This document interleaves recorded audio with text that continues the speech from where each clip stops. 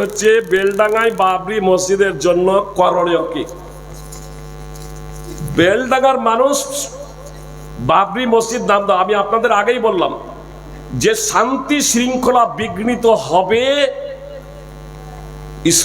শান্তি শৃঙ্খলা বিঘ্নিত হবে এমন যদি বিষয় যদি হয়, আর ইসলামের কোনো কিছু মাইনাস বা বিয়োজন যদি না হয়, তাহলে সেই কাজটা করা যাবে না। রাসূলুল্লাহ শব্দটা মিটিয়ে দিলেন। দেখুন, মুহাম্মদ সাল্লাল্লাহু আলাইহি সাল্লাম নিজ হাতে, জানছেন না কোথায় লেখা আছে, আলীকে বলছেন দেখিয়ে দাও, তাহলে আমাকে আমিও মিটিয়ে দিই। মুহাম্মদ সাল্লাল্লাহু আলাইহি সাল্লাম মিটিয়ে দিলেন শান্তি শৃঙ্খলা বজায় রাখার লক্ষ্য এবং উদ্দেশ্যে। বুঝতে পেরেছেন? শান্তি শৃঙ্খলা যদি বাবরি না দেওয়া হয়, মসজিদ নির্মাণ করা যাবে না বেলডাঙ্গাতে? কি বলছেন? মসজিদ তো নির্মাণ হবে, কিন্তু প্রচলিত রাজনীতি করা যাবে না, কোটি কোটি টাকা পাওয়া যাবে না। এখানে আপনি মসজিদে টাকা দিবেন না, আপনি ওখানে টাকা নিয়ে মাথায় ইট নিয়ে চলে যাচ্ছে।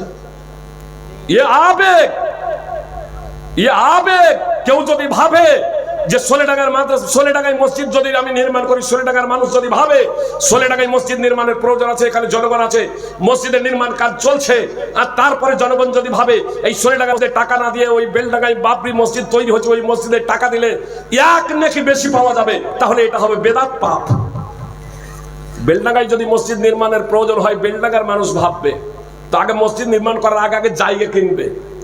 যে মসজিদ নির্মাণ করার আগে জায়গা কিনবেন না, না আমি মসজিদ নির্মাণ করব আর লোকের জায়গাতে গিয়ে ইট ফেলে দিয়ে মসজিদ নির্মাণ করে নেবো, এটা চলবে?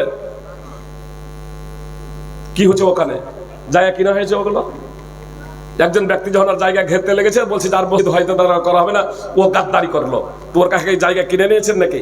না ও বলেছে নাকি যে আমি মসজিদ এখানে দেবো তৈরি করতে? আল্লাহ তাআলা আমাদের হেদায়েত দান করো।